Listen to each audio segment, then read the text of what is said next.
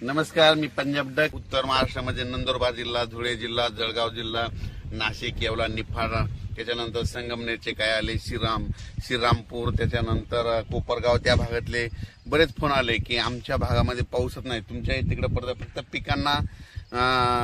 पिकांना पाहिजे तसाच पडतोय. तर मग पाऊस कधी येईल? तर उत्तर महाराष्ट्रासाठी खास करून एक आनंदाची बातमी की उत्तर महाराष्ट्रामध्ये 15 ऑगस्ट पासून ते 22 ऑगस्टच्या दरम्यान जोरदार पाऊस पडणार आहे. म्हणजे तिकडं ना तुम्हाला सांगतो 16, 17, 18, 19च्या नंतर चांगला अतिवृष्टी देखील काय ठिकाणी होणार आहे, मुसळधार होणार आहे. आणि त्यांचे फोन आले की आमच्या विहिरीला पाणी आलं नाही. तर ह्या पावसामध्ये तुमचा हा पाऊस निर्णायक ठरणार आहे. विहिरीला देखील तुमच्या पाणी येणार आहे, वडे नाले देखील वाहणार आहेत. म्हणून उत्तर महाराष्ट्रातल्या शेतकऱ्यांनी हा अंदाज लक्षात घ्यायचा. त्याच्यानंतर परत सांगू इच्छितो की मुंबई, पुणे, नाशिक, संगमनेर, इगतपुरी या कोकणपट्टी त्या भागातल्या सर्व शेतकऱ्यांना सांगू इच्छितो की तुम्ही काय करा, म्हणजे तुमच्याकडे म्हणजे 17 ते 22च्या दरम्यान, म्हणजे 17 ऑगस्ट पासून 22च्या दरम्यान मुंबई असो, पुणे असो, त्याच्यानंतर नाशिक, इगतपुरी या भागामध्ये अतिमुसळधार पाऊस पडणार आहे. म्हणून हे अंदाज लक्षात. मुंबईला देखील म्हणजे असा पाऊस पडेल की तिथलं काही ठिकाणचं म्हणजे पाणी साचण्याची शक्यता आहे. म्हणून हा मुंबईकरांनी खास करून हे म्हणजे 17 ते 22 अंदाज लक्षात घ्यायचा. त्याच्यानंतर पुण्याकडे खूप पाऊस पडत असल्यामुळे तिथलं परत त्या नद्याला पाणी येणार, परत तळ्यांचं पाणी सोडावं लागणार. त्याच्यामुळे परत पूर परिस्थितीमध्ये सांगली, कोल्हापूरकडे तिकडे परत पूर परिस्थितीला सामोरं जावं लागणार. म्हणून तिकडे देखील नद्याला पाण्याला पूर येणार आहे. म्हणून हे अंदाज सांगली, सातारा, कोल्हापूर या शेतकऱ्यांनी लक्षात घ्यायचं.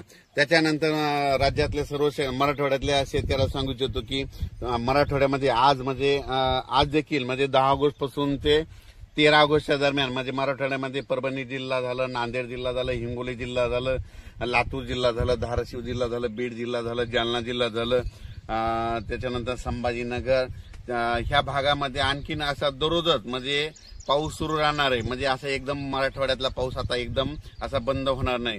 आणि सगळ्यात महत्वाचं सर्व शेतकऱ्यांना महाराष्ट्रातलं सांगू इच्छितो की राज्यामध्ये मागच्या महिन्यात कसं समजा थोडी उघाड दिली होती, खंड म्हणजे 10-15 दिवस पाऊस पडला नव्हता.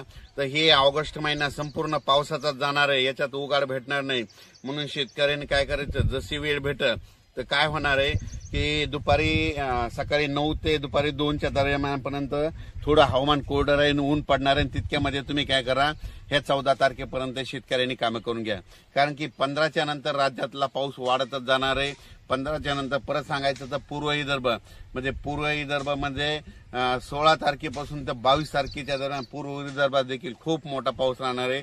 म्हणून पूर्व विदर्भातल्या 6 जिल्ह्यातल्या शेतकऱ्यांनी हा अंदाज लक्षात घ्यायचा. म्हणजे नागपूर, वर्धा, भंडारा, गोंदिया, चंद्रपूर, यवतमाळ, त्याच्यानंतर वाशिम, हिंगोली, त्याच्यानंतर बुलढाणा, अकोला, अमरावती या भागात देखील म्हणजे ह्या 16 ऑगस्ट पासून म्हणजे 15 ऑगस्ट ते 22च्या दरम्यान चांगला मोठा पाऊस पडणार आहे. वडे नाले पडणार आहे.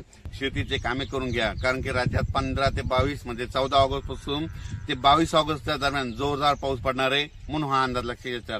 अचानक वातावरणात बदल झाला तर उद्या एक लगेच मेसेज दिला जाईल.